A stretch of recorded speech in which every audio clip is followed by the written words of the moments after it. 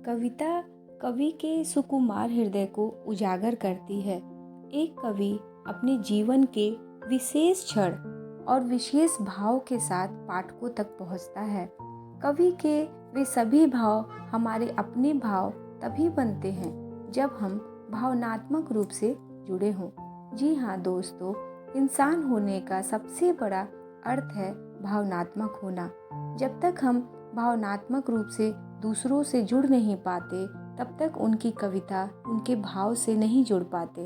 और यदि हम दूसरों के साथ उस भाव जगत में प्रवेश पा जाते हैं तो उनके दुख में, उनके सुख में हम उनके साथ खड़े होते हैं।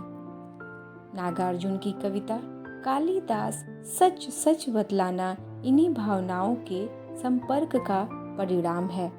नागार्जुन ने आखिरकार कालिदास से पूछ ही लिया कि कालिदास सच सच बतलाना, यक्ष रोया कि तुम रोए।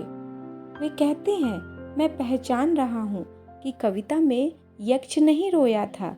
यक्ष की आंखों में जो आंसू बह रहा है, कालिदास ये तुम्हारे ही आंसू हैं। नागार्जुन कह रहे हैं, मैं पहचान रहा हूँ ये तुम्हारे ही आंसू हैं। जी हाँ दोस्तों, फलसफा मंच पर आप सभी का मैं अभिनंदन करती हूँ।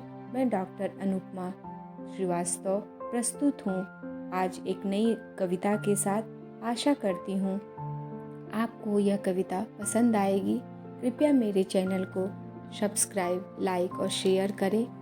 चलिए कविता का आनंद लेते हैं।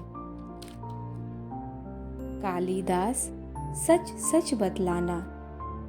कालिदास सच सच बतलाना, इंदुमती के मृत्यु शोक से अज रोया या तुम रोए थे। इंदुमती के मृत्यु शोक से अज रोया या तुम रोए थे। कालिदास सच सच बतलाना। शिव जी की तीसरी आंख से निकली हुई महाज्वाला में घृत मिश्रित सूखी समिधा सम कामदेव जब भस्म हो गया, रतिका क्रंदन सुन आंसू से तुमने ही तो दृक्त होए थे। कालिदास सच सच बतलाना, रति रोई या तुम रोए थे। कालिदास सच सच बतलाना, रति रोई या तुम रोए थे। वर्षा ऋतु की स्निग्ध भूमिका, प्रथम दिवस आषाढ़ मास का, देख गगन में श्याम घन घटा, विधुर यक्ष का मन जब उचटा, खड़े खड़े तब हाथ जोड़कर, चित्रकूट से सुभग शिखर पर उस बेचारे ने भेजा था जिनके ही द्वारा संदेशा।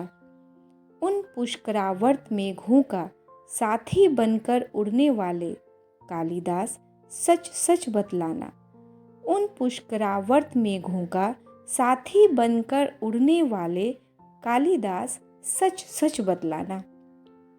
पर पीड़ा से पूर पूर हो, थक थक कर और चूर चूर हो, अमल धवल गिर के शिखरों पर, प्रियवर तुम कब तक सोए थे।